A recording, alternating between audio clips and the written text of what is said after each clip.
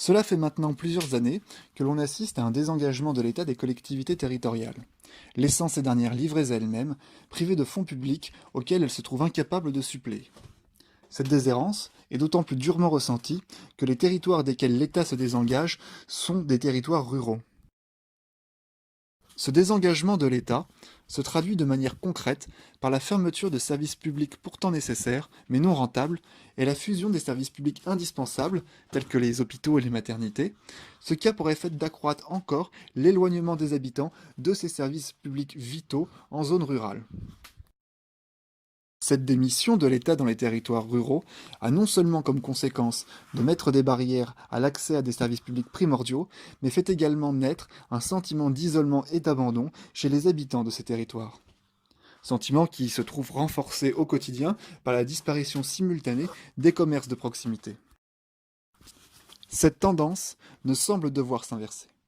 L'État continue de se décharger sur les collectivités territoriales, et il apparaît, dès lors, que si ces dernières souhaitent maintenir les services auxquels leurs citoyens sont attachés, elles vont devoir s'organiser par elles-mêmes, et au vu des perspectives budgétaires, peut-être qu'elles devront choisir quels services sauvegarder.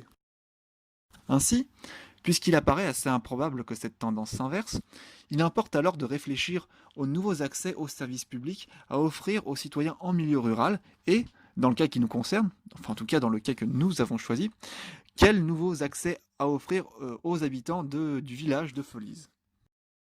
Donc Folie, quelques chiffres. Folie est un village du département de la Somme, en Picardie.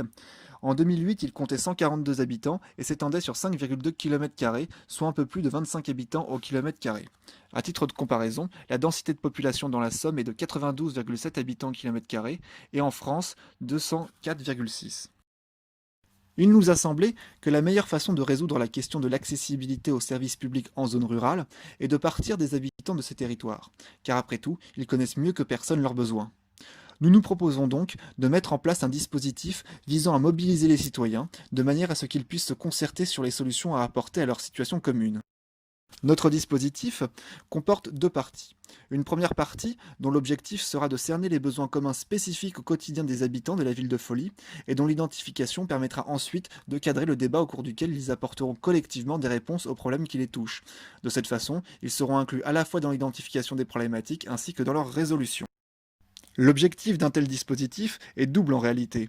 Il s'agit de trouver des solutions adaptées aux besoins des habitants pour pallier le désengagement de l'État et désenclaver les zones rurales, et dans le même temps de sortir les citoyens de leur apathie et de leur résignation due à leur abandon par l'État et de restaurer un minimum de lien social en leur donnant la possibilité de se réapproprier les enjeux communautaires. Étant donné le but poursuivi par notre dispositif, à savoir rendre aux citoyens la mainmise sur les questions qui les concernent, notre rôle, au cours de la réalisation des différentes phases, se résumera donc à l'appui logistique et à l'accompagnement. Nous serons, en quelque sorte, les metteurs en scène, les acteurs étant alors les citoyens. La première phase du dispositif a pour but à la fois d'informer les habitants sur les futures conséquences du retrait de l'État dans le territoire, et de recueillir des données sur les problèmes qu'ils identifient eux-mêmes au quotidien et qui sont propres à la commune de Folie, de faire prendre connaissance de l'existence du dispositif et de leur expliquer son déroulement, ainsi que de les mobiliser pour la concertation. Étant donné la dispersion de l'habitat dans la commune de Folie, l'unique moyen d'informer à coup sûr tous les habitants est de les visiter les uns après les autres. En raison des zones blanches et du peu d'aisance des personnes âgées avec les ordinateurs, le recours à Internet est exclu. Ces visites prendront donc la forme d'une enquête. Par ailleurs, pour que la seconde phase du dispositif soit effective, il est nécessaire que les problématiques identifiées rendent réellement compte du ressenti des habitants, donc qu'elles soient représentatives, et qu'un nombre suffisamment important d'habitants y participent. Il faut donc prospecter auprès d'eux le plus possible, ce qui est aisément réalisable étant donné la faible population de la commune. De manière à pouvoir solliciter tous les habitants de la commune, nous allons préalablement leur adresser un courrier de manière à les prévenir de l'existence du dispositif que nous mettons en place. Nous prévoyons ensuite de les démarcher par téléphone de façon à convenir avec chacun d'un jour et d'une heure de passage des enquêteurs, le but étant de s'adapter à la disponibilité de chacun afin de les toucher tous. Les visites des enquêteurs se dérouleront comme il suit.